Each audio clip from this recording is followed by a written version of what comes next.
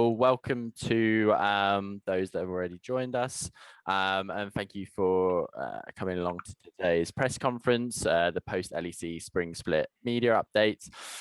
Today's press conference will be approximately 45 minutes.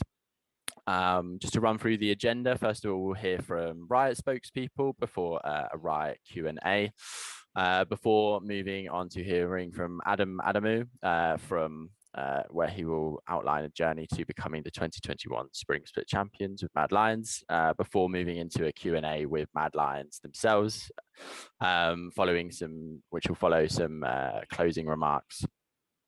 Just a reminder to media that they are free to record the conference and post the VOD later. And also just a reminder to media that the moderator, which today will be myself, will be asking the questions to both Riot Games spokespeople and MAD Lions spokespeople. If there are any follow-up questions you have following today's press conference, please do feel free to email a member of the Story Mob team, and we'll be more than happy to get those answered for you. So just to tell you a little bit more about the speakers at today's press conference in sort of chronological order. So initially you'll hear from Alberto Guerrero, who is the Director of Esports Europe and MENA at Riot Games. This will be followed by Maximilian Schmidt, who is the Head of League of Legends Esports Europe and MENA at Riot Games. This will be followed by Adam Adamou, who is the co-founder and CSO of OverActive Media Corp, which is the parent company for MAD Lions. And this will be followed by our new Kings of Europe, the MAD Lions LEC team themselves. So now I will pass you over to Alberto for the start of the press conference.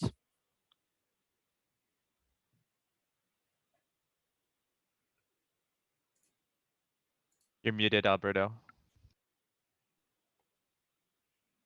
Come on, I started pretty well. I was saying thank you very much for the picture. I like to speak with that picture there. Good afternoon, everybody. Thanks a lot for joining us in this press conference and also for being part of the LEC during the course of the Spring Split and beyond.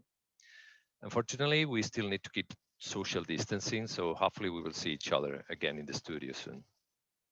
I want to share with you how proud I am about the results of this split. It has been the best Spring Split in history from every single angle.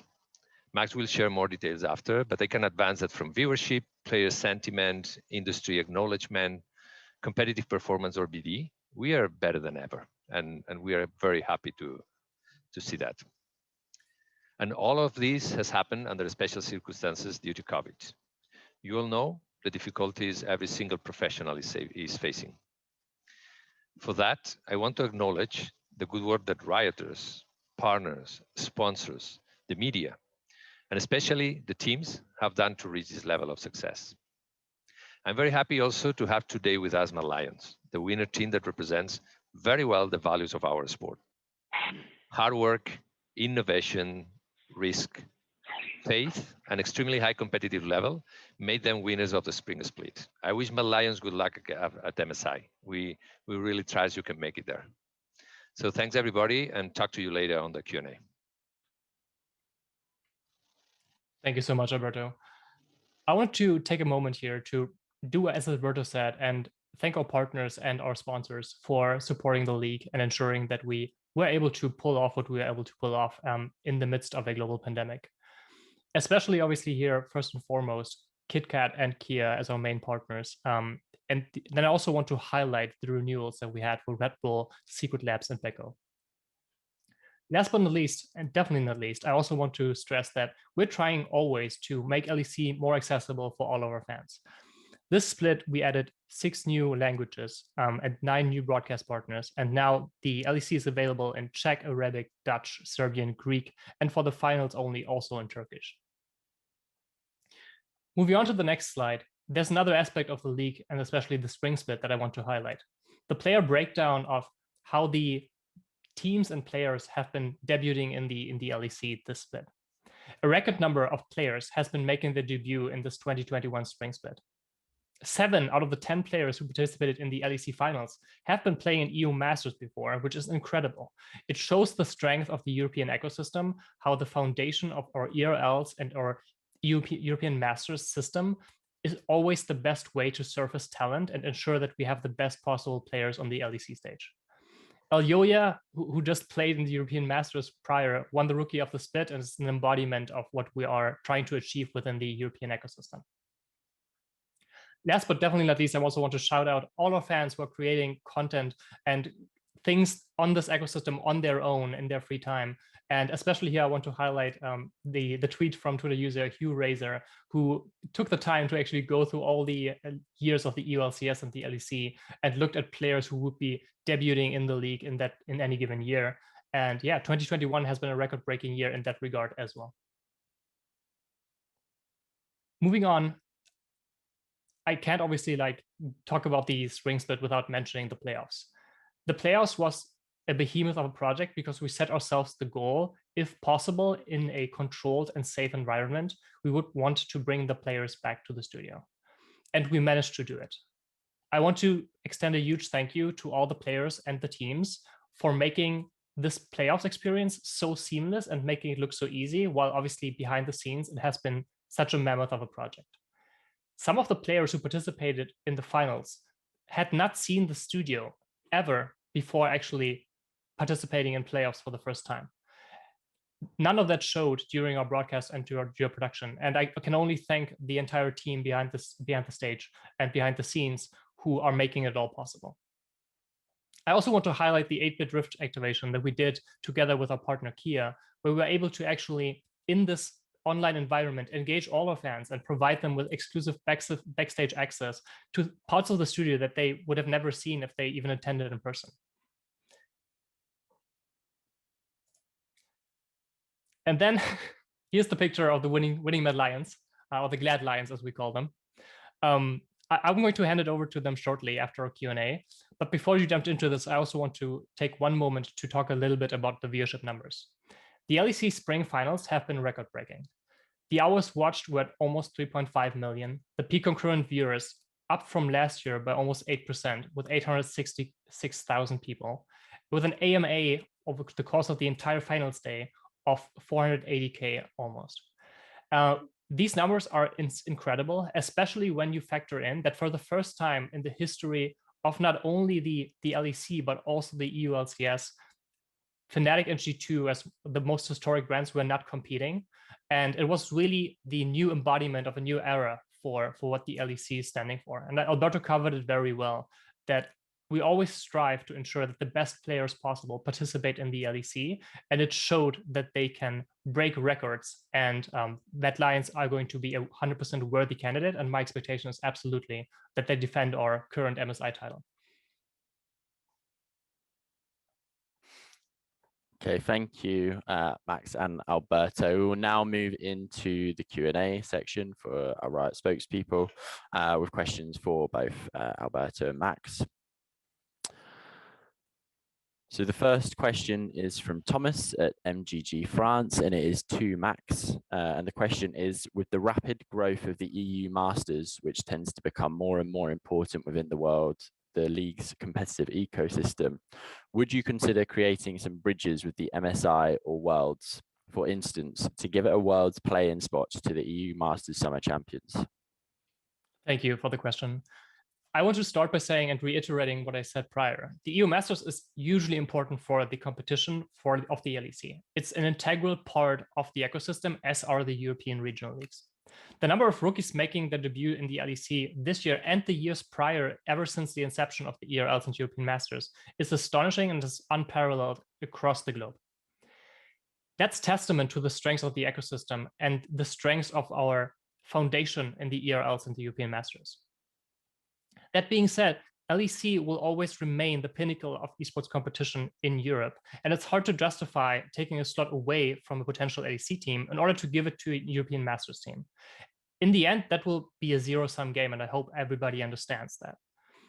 What a system is trying to achieve, and I think what we've showed so far is proving how successfully it is achieving, is that the players in those teams get a chance to play in Worlds at some point in their career if they prove themselves worthy on the LEC stage. Excellent, thank you. And the second question is from Jose Angel, and it is from MGG Spain, and it is to Alberto. And the question is, Florentino Pérez, European Super League of Football president, said recently that he is worried about how youngsters in Europe are more into video games and esports. As the most important esports league in Europe, what does this mean to the LEC? Yeah, that was very trend topic in the last 2 days. I think, yeah, Florentino is a very smart person, and he knows very well what's going on football for sure. And I don't know the details, but if he's saying this is happening, probably is. I wouldn't say that there is a question between football and esports. I think it's more about some people that in the past, youngsters that were following football are interested in other things. And for sure, esports is top of mind option of most of them. We know that because we know we have our own stats viewership, and we know that that is happening. I'm not sure we are the single cause of this happening. But yeah, I can agree we are a good option for those that for any reason decide to change how they spend their time and which kind of entertainment they want to follow. Yeah, for sure we are there. Excellent, thank you. This is again from Jose Angel at MGG Spain to Max this time. And the question is, sports league suffered an economic shrink. Can you tell us what impact COVID has had on the LEC from an economic perspective? Yeah, I want to start by saying two things. One, obviously, is that we're not going to share direct numbers of our partnerships and sponsorship deals here, right? But that being said, I also want to acknowledge that COVID had an impact on us as it had on everybody in the entire world.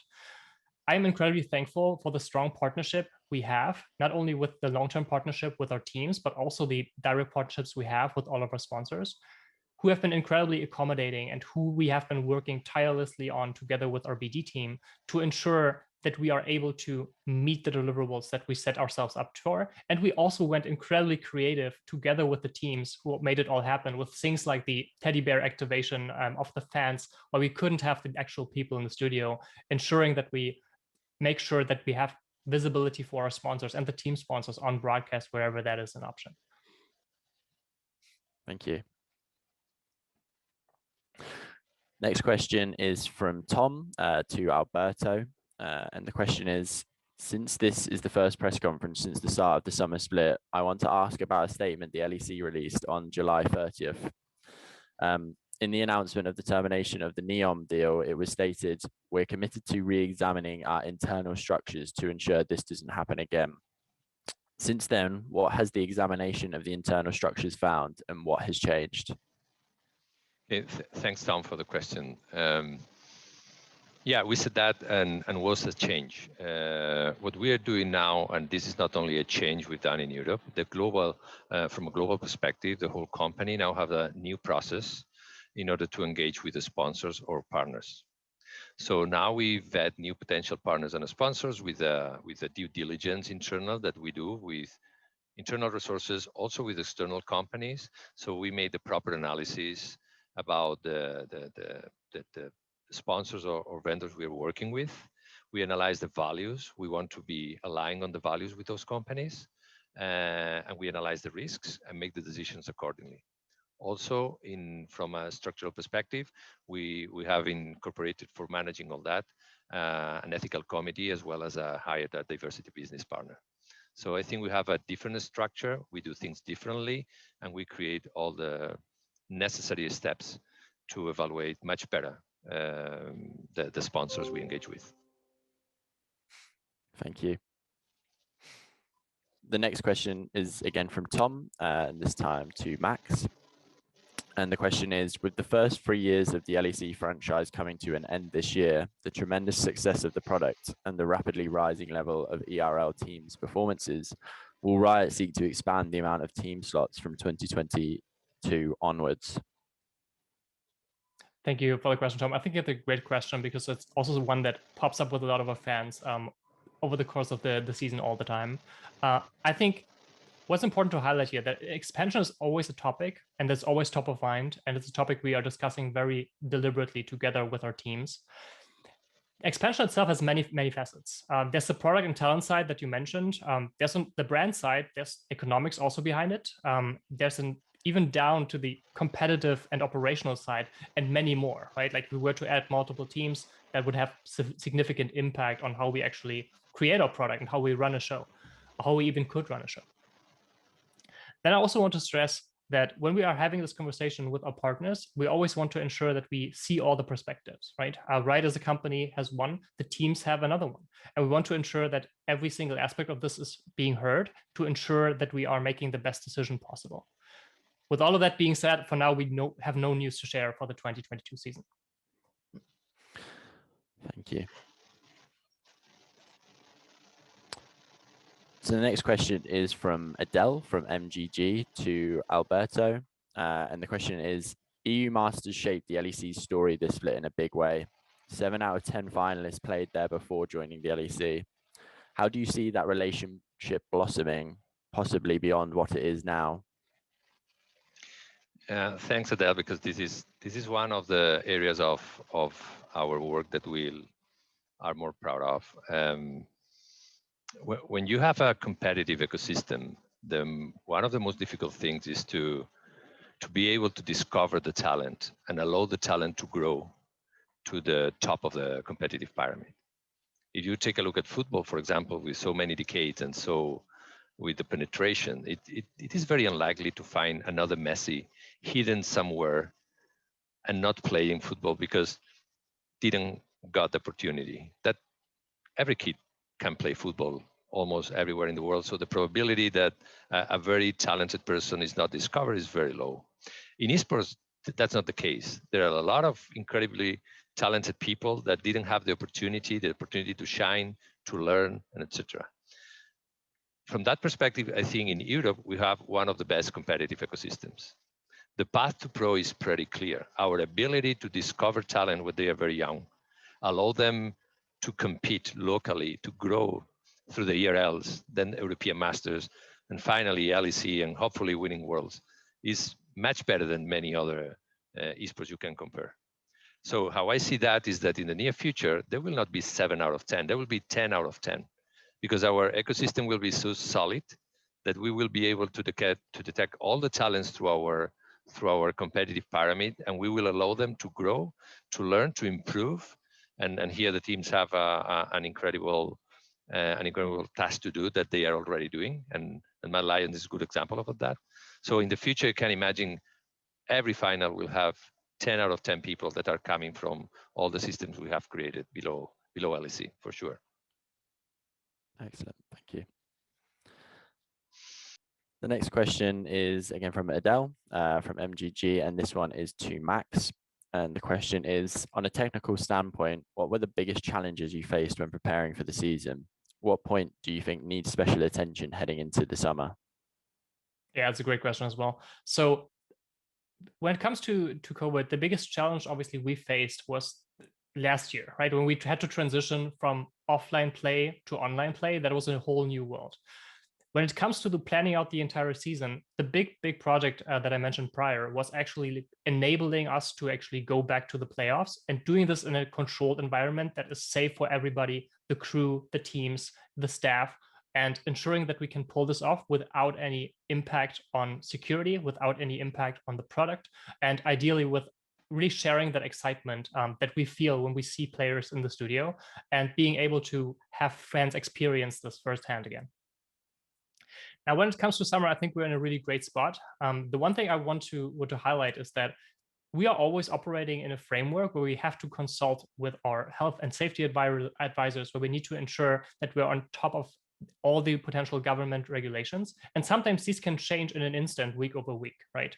The big thing I think that COVID told all of us is that the backup plans of our backup plans, they need to have backup plans because we need to be prepared for every single possible instance of change. And I think the entire team has done a fantastic and tremendous job of pulling this off continuously, not only for the Spring Split, but over the course of more than a year now, and always being prepared for any potential situation, ensuring that the fans at home get to experience the LEC in the best way possible.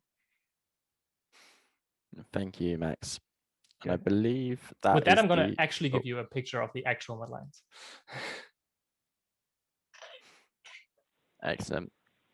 Thank you. And that concludes the end of the Riot part of the press conference. So we now hand over to Adam, who will talk you through the Mad Lions section of the press conference. Terrific. Thank you very much. My name is Adam Adamou. I'm the Chief Strategy Officer at OverActive Media. I'm unfortunately here in Toronto, in Canada, suffering from a lockdown, as I'm sure many of you are. And I said my love to the players. I wish I could be there when they lifted that trophy, but unfortunately, these are the times that we're living in. I'd also like to thank Riot and the LEC for creating this wonderful league. The success of Mad Lions in the league is really also a success for Riot and the structure that they've developed and the league that they've developed that has allowed teams like us and organizations like us to enter and to compete with these historic brands that have existed for many years before us. And it has also made it possible for our wonderful sponsors that you see there to choose to invest in us, knowing that this is a long-term operation in terms of the LEC, that Riot is fully committed to esports, and that Mad Lions is a long-term permanent partner of the league.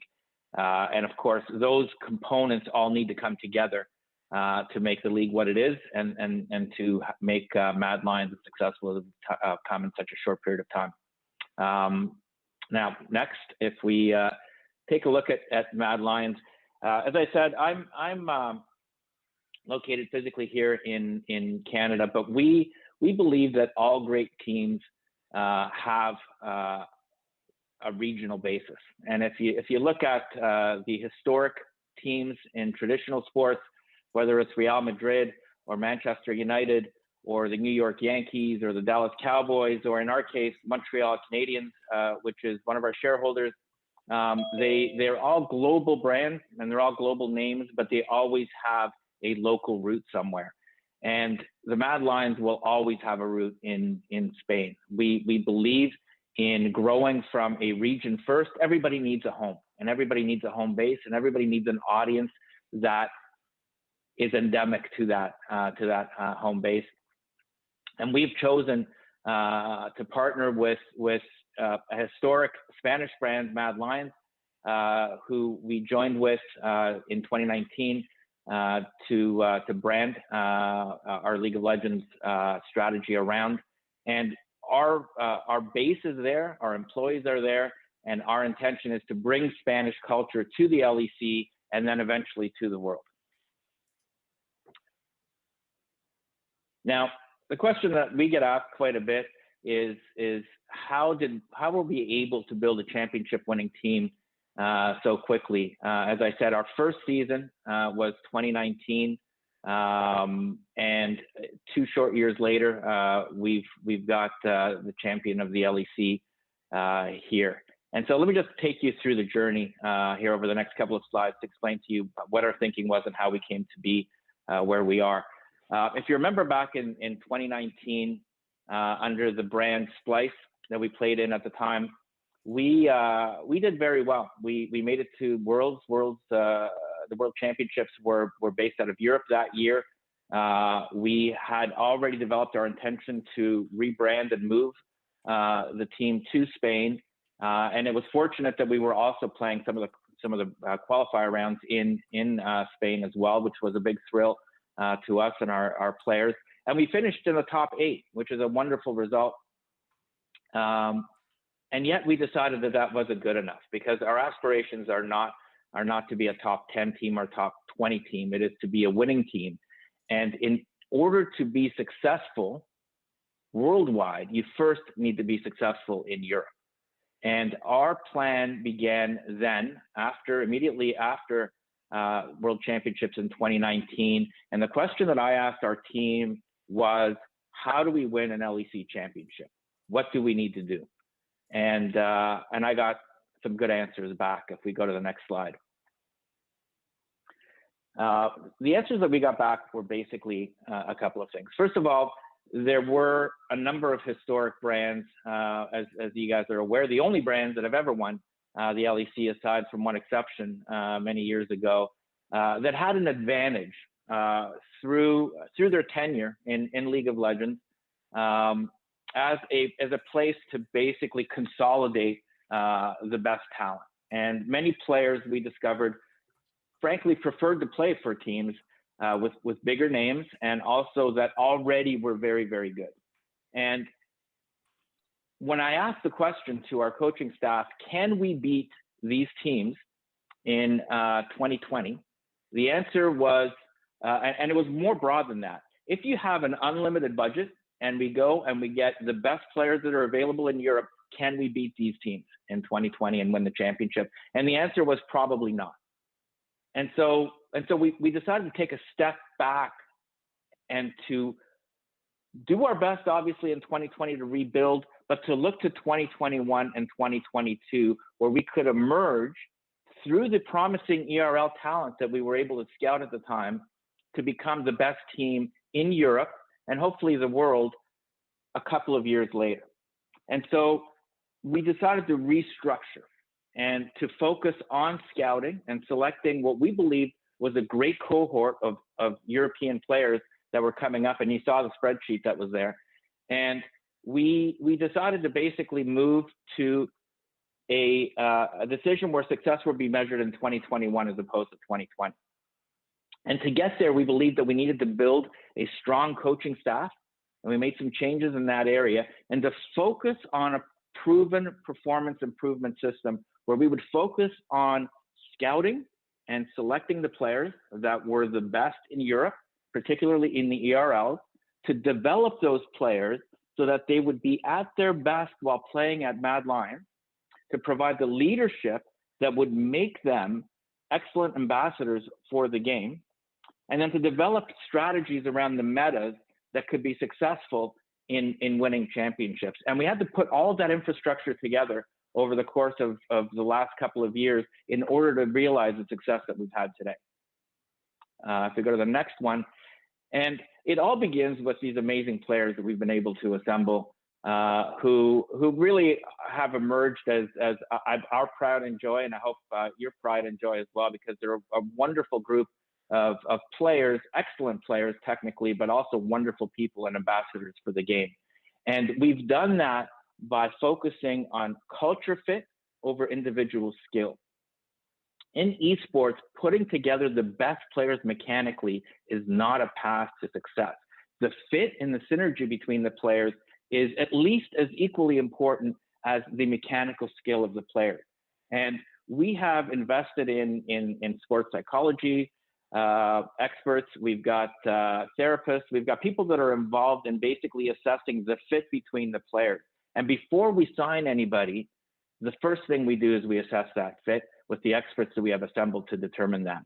And then once we have a fit that works, we invest in players with long-term potential. We prefer to sign our players for longer periods of time, to make MAD Lions their home, and to want them to stay with us for as long as possible. We believe that the best that you can get out of a player is a player that is as happy as he can be with where he is currently located.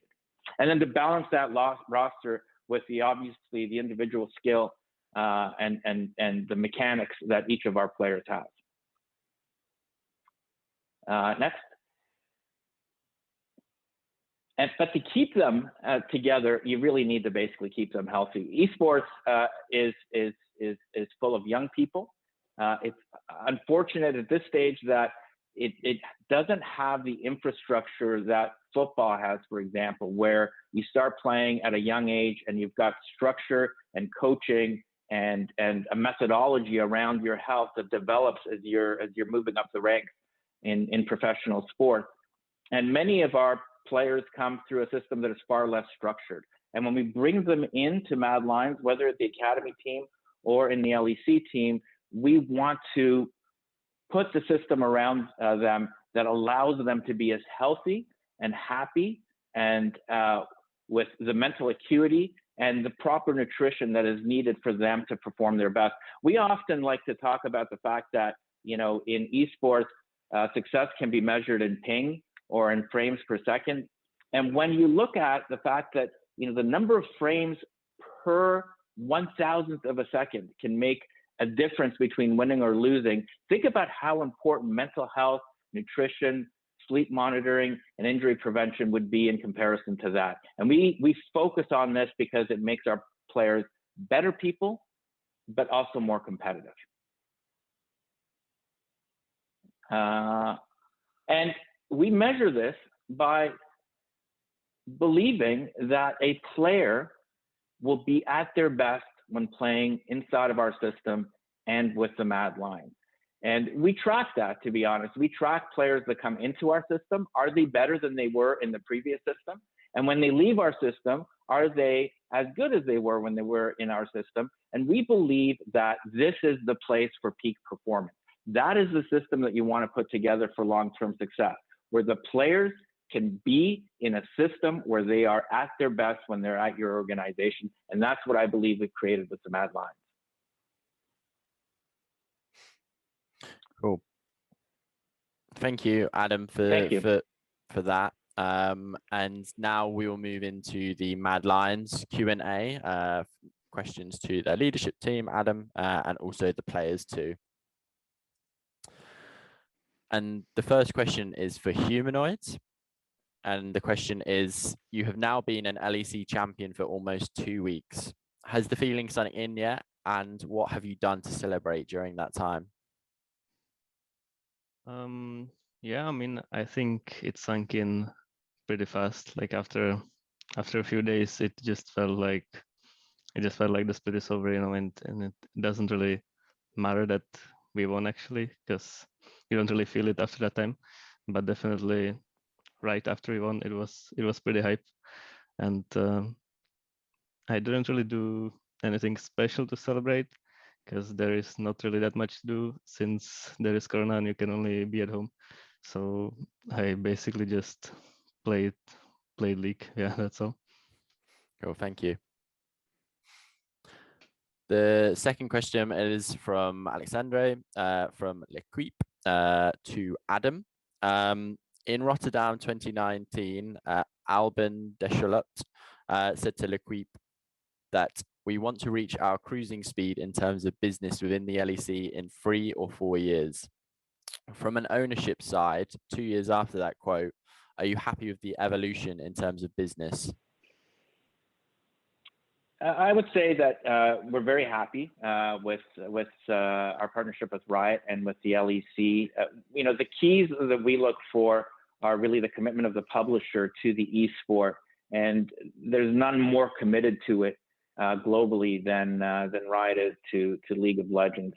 In terms of the evolution, really it depends on what you believe the cruising speed is. I would say my view of the cruising speed is quite high, and we've accomplished a lot over the last couple of years. But I still think we're at the very beginning. You know, as fast as we're going right now, you know, in terms of the viewership numbers, the participation rates, this league and this game has the potential to be one of the largest in all of sports, not just of esports. And we're just at the very beginning of that growth curve, in my opinion. Thank you. And the next question is also from Alexander at LEC, and it is to Mac. And the question is, how do you adapt to teams from other regions, especially China and Korea, for the Mid-Season Invitational? Did you watch and analyze their playstyle during the previous split or not specifically? Hello, thank you for the question. I think with regards to all of the Asian teams especially, it's going to be an interesting case for us because we've spent a lot of time this split studying those teams, and we actually learned a lot from watching China especially. We're a team that really likes to emulate a lot of the Chinese playstyle. I think people have described us as the most Chinese European team, or kind of a mini Chinese team in terms of our playstyle. So I'm really looking forward to the clash in that respect there. But also we're obviously going to do our due diligence on every region. I think one of the big strengths that we've had as a team this split has been the big emphasis that we've placed on scouting, and that's in large part thanks to the additions we made to our coaching staff in the off season with Pad, our assistant coach, and Aggie, our analyst, who've done a fantastic job of kind of taking that over. So it's really a lot of the credit there is deservedly on them. So I think there's always a balance when it comes to international tournaments because we have to be aware of other teams' strengths, but we can't afford to be afraid of them, and we have to be willing to, you know, be ourselves and play our own style and just be confident in what we're able to bring. Yeah, thank you, Mac. The next question is from Jose at MGG Spain, and the question is to Adam. And the question is, the only other team besides G2 and Fnatic to win in Europe was Alliance, which didn't exist since a few years. From Mad Lions' perspective, is it between create a dynasty like G2 or Fnatic, or being forgotten? Well, we don't want to be forgotten, that's for sure. I think, look, you know, every team wants to win forever, but I think that era is over, to be honest. I think under the LEC system that has been set together, there's been an impressive development of talent and other organizations that are fully committed to winning. In order to have a good tournament and a great league, you need to have a lot of good teams with great management and terrific ownership, and that's what we're seeing evolve in League of Legends. And I look, we want to win. We desperately want to win every year that we're involved, but you know, you see the emergence of organizations like Rogue. You know, there was, you know, a fifth map in the championship. They could have won just as easily as we've done, and we are so very happy to have competition like them in the league, because it makes it such a much more compelling league, and it also makes it so much more satisfying to win when you know, you've got other teams that are very aggressive as well. Thank you, Adam. So the next question is again from Jose Angel at MGG Spain, and it is to both Kaiser and Carzzy. And the question is, last year you were the headline of this team coming to Worlds, even from a meta perspective. Now with Armut winning top battles and Elyoya getting praise, do you feel overshadowed by media or fans, or do you think that winning is all that matters? Given it's directed at two, we'll split this. So if we could ask Kaiser first, followed by Carzzy. So first of all, thank you for the question. I mean, I think I prefer it this way, to be honest, because I think last year, for example, I think we felt a bit too, like, there was a bit too much weight on our shoulders a bit, I guess you could say. And right now, I think like it's really important for a team to have multiple carries, or like players that take over games solo, or like that can like pressure the enemy by themselves. And if you have like 5 of those kind of players, the enemy will never know where you attack from. And I think that's really important to have in a team. And I think right now we have like kind of a perfect balance that each of us can like take over a game if they have a good game. And if you have a bad game, you will be like caught in the, like if you fall or something, like you can get back up by like your teammates helping you out and stuff like this. So I think it's a really good team to have. Thank you. And Carzzy? Well, thank you for the question. And I don't know what to say because Kaiser kind of explained it in a perfect way. But me personally, I don't really care if people don't think that me and Kaiser are the carries anymore in this team, because I know that we are performing well and we are playing to our expectations. So as long as we are winning, I'm quite happy. Cool, thank you both. The next question is from Alexandre from L'Equipe, and it is to Elyoya. Elyoya, on a personal level, what do you expect from yourself going into the mid-season invitation? Canyon, Wei, and Blaber, are you preparing something different for each player?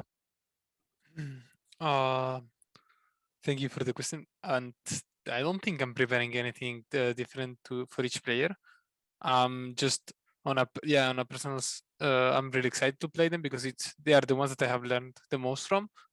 So I'm really hyped to play them and see how the match goes. But like, I don't have any real expectations. I just want to take as much as I can from playing against them and even beating them. Cool, thank you. The next question is from Tom and is to Adam. And the question is, Mad Lions rose in popularity last year with the breakout rookie squad and now is the pride of Europe heading to the mid-season invitational.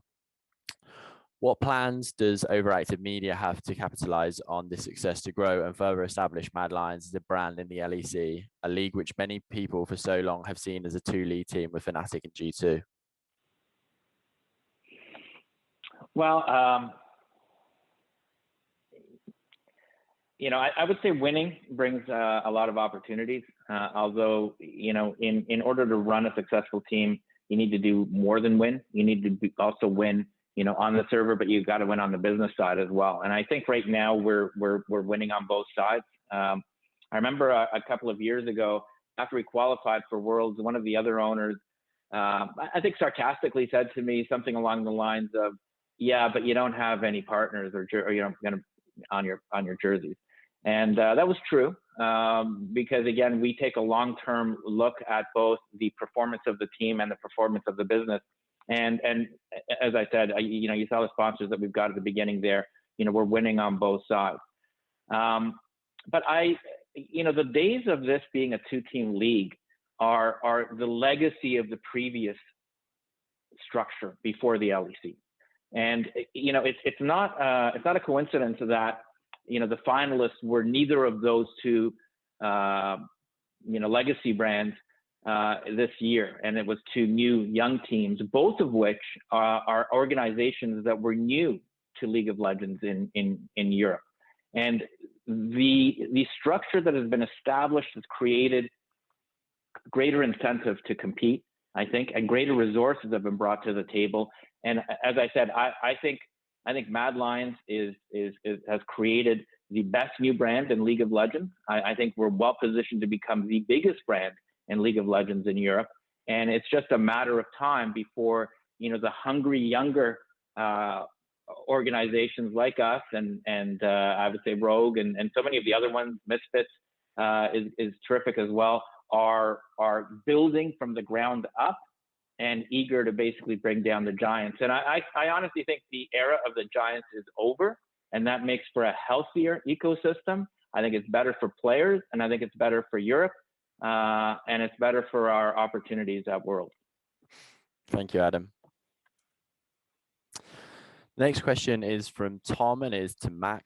And Mac, what lessons about competing internationally are you taking with you as a coach heading into MSI with your experience with the team at Worlds 2020? Sorry. Okay, thank you, Tom. I think from Worlds, there were a few key takeaways that we made. The first big one is that at international events, it's really important to make sure that you maintain control over a lot of the checks and balances that you have in place in a team. Playing away from home when you're not in your controlled office environment, that is where you have control over everything. You know, you have control over the food, you have control over when you go to the studio, you have control, you're able to plan everything very meticulously, is something that I think we've taken a lot of lessons away on how to deal with. So that's a big one that I think will be impactful for MSI. And the second one, on a larger level, a kind of larger philosophical level, was more about the adaptability and the flexibility that we wanted to have with this roster coming into 2021.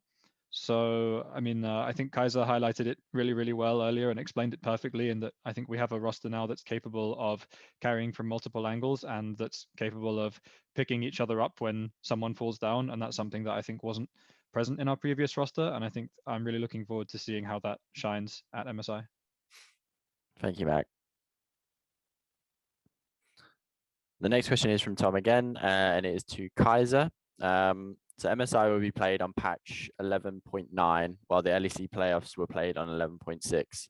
Are there any major changes you foresee for MSI, or will you be on Leona, Alistar duty again?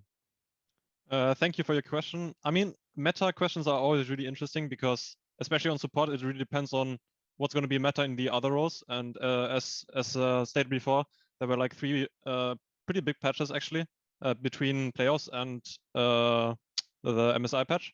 So I'm actually not sure what I'm going to be playing at MSI, because I think we still have to like play against other teams, like play or like try to see what they play also like information.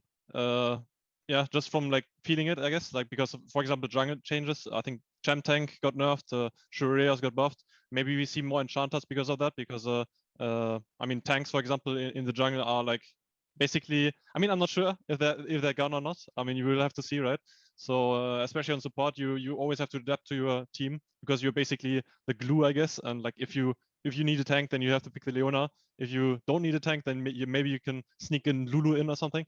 So it will be pretty interesting. I would expect to see a lot of Alistar and Leona still, but I think there's going to be more flexibility than before.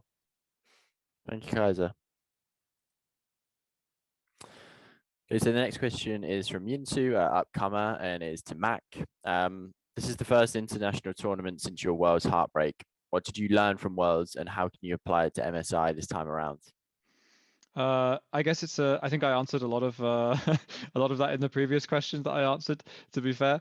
But I think on a personal level, I'll answer this with a slightly different angle. I think on a personal level, I struggled a lot with the kind of stress and the pressure at the World Championship. But I think one of the biggest differences coming in this time is how much more prepared we are as a staff. I think from a staffing perspective, this is the most well-balanced staff I've worked with. And the environment that we have, as I think our players have highlighted a few times, is really, really unbelievably supportive. It's a really different atmosphere to work in, even when compared to last year's Mad Lions. I said multiple times in 2020 that this is like the nicest team that I've worked with in terms of how supportive the atmosphere is. And I think that the 2021 roster has actually managed to improve on that even more. And that's something that I think is unbelievably important when you're under the spotlight in front of the entire world. Thank you, Mac. Next question is from Rashidat at Kama and is to Adam. Adam, are there any plans for expansion of the OverActive Media corporate group in esports? Well, look, I think this conference is focused on Riot and their games. So I don't want to talk too broadly.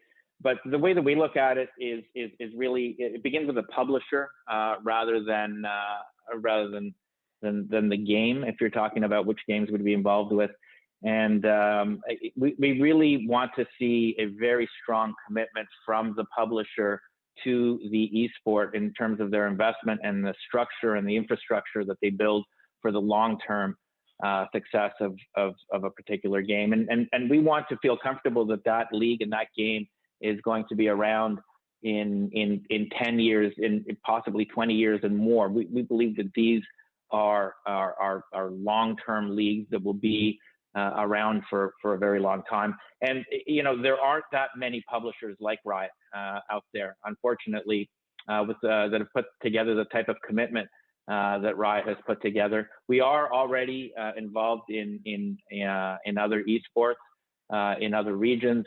We're looking very closely at the other games that Riot has introduced over the last little while. I believe when the time comes, we will be there to support Riot in their esports strategy because it's one of the very few publishers that we believe has the commitment and the willingness to invest in esports in a way that is meaningful enough for us to invest back in their ecosystem. Thanks, Adam. Next question is again from Rashida at Kama, and this is to Armut. How does it feel facing the TCL team at MSI Istanbul Wildcats, as you have a long TCL history yourself? Yeah. Hello. Thanks for the question. So first of all, I'm improved so much this year, so I wanna show the Turkish people that how much I improved, because I'm not the same Armut they used to know, And after like Wildcats winning the TCL finals, they trash talked me. So I'm gonna pay them back, and so they're doomed. Yeah, that's all. Thanks, Armut. Okay, the next question is kind of 3 questions, so we've broken it up, but it is from Rashida Kama, and it is to Elyoya. So the first part of the question is, given the nerfs coming to Hecarim and the overall jungle changes coming to the MSI patch, do you think this will improve the jungle meta and your play overall going into MSI? I think it will improve my game, yes, since I was really bored of playing the same champions over and over. So if we now have a bit more of variety in the jungle, it's gonna be really appreciated, because it got really boring. And I think that if you don't have fun playing, you don't play at your best. Cool, thank you. And the second part of the question is that you mentioned in a previous interview with Carzzy Esports, you would like to see Qiyana buffed, but Riot instead buff jungle champions like Kindred, Trundle. Will you be trying out these champions instead, or stick to the fast clear jungle meta champions? I mean, I will for sure try them, but I will see what fits more to the team or what I feel more confident with, and I will stick to that. But I will for sure try everything I can, or I think that has a place in the meta. Excellent.